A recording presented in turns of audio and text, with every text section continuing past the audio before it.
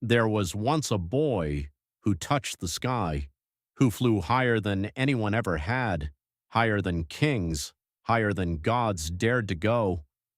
But in a single moment, it all came crashing down. This is the story of Icarus and the fatal mistake that cost him everything. The prison.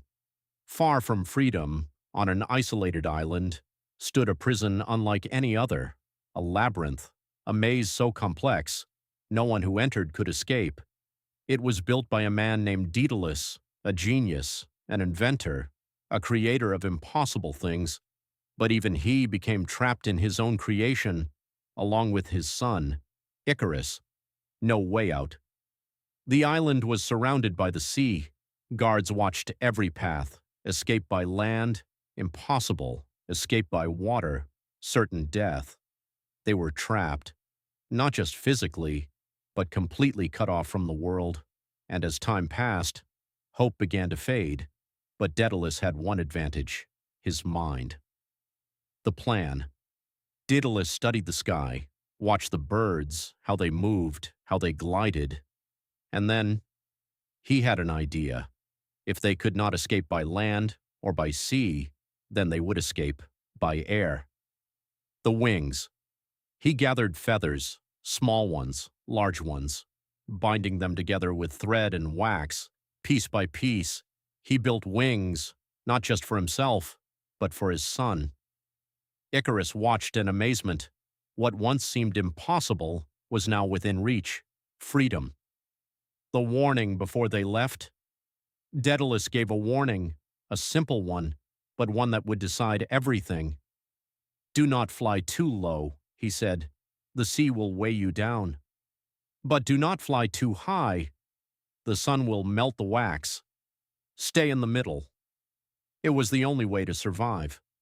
Icarus nodded, but in his eyes was something else: excitement, curiosity, freedom. The flight. They leapt into the sky, and for the first time they were free. The wind carried them. The ocean stretched endlessly below. The sky opened above them. Icarus laughed. He soared, higher and higher. Every moment felt like a dream. The mistake. But something changed. The higher he flew, the more fearless he became. He forgot the warning, forgot the danger, forgot the limit. He wanted more height, more freedom, more power. And so, he climbed higher, closer to the sun. The fall. The heat grew stronger. The wax began to melt. Slowly, at first, then faster. Feathers loosened, one by one.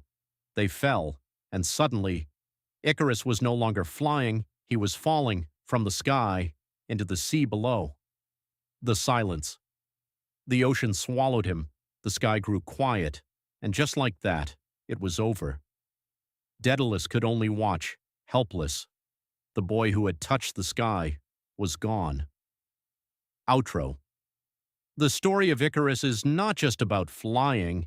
It is about limits, about ambition, about the danger of forgetting reality when chasing greatness. Because sometimes, the fall does not come from weakness, but from flying too high. And that is the story of Icarus.